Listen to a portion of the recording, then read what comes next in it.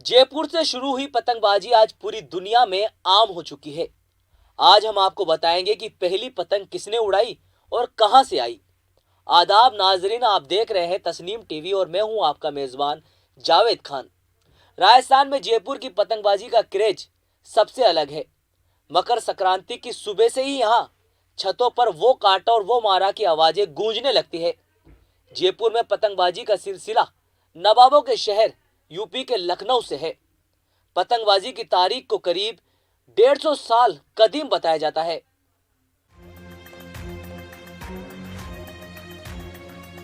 मुअर्रिखीन के मुताबिक जयपुर राजघराने के महाराज सवाई जयसिंह के बेटे महाराजा राम सिंह दोम सबसे पहली पतंग लखनऊ से लेकर आए थे। लखनऊ से आई पतंग तुक्कल थी, यानी कपड़ों से विशेष तरीके से बनाई जाती थी। महाराजा राम सिंह दोम को पतंगबाजी का इतना शौक था कि उन्होंने जयपुर रियासत में 36 कारखाने खोले थे। इनमें पहला पतंग का कारखाना भी था। इसे पतंग खाना नाम दिया गया।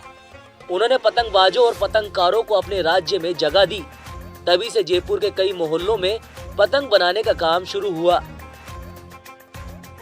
तितली के आकार की विशाल पतंगे तुक्कल बनाई जाने लगी। लखनऊ से पतंग बनाने वाले और डोर सूतने वाले महाराजा राम सिंह के जमाने से यहाँ आते थे।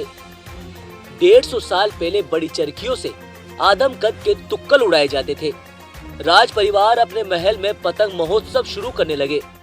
महल में एक कोठरी तो सिर्फ पतंगों से ही भरी रहती थी। पतंगबाजी के इस शौक का महाराजा माधो सिंह दोम ने भी जारी रखा।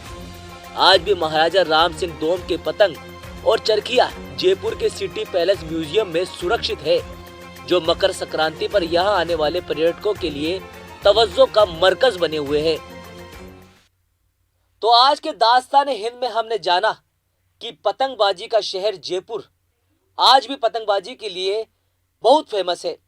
कल हम फिर हाजिर होंगे ऐसे ही एक दास्तान हिंद को लेकर। तब तक के लिए मुझे दीजिए इजाजत। अल्लाह हाफिज।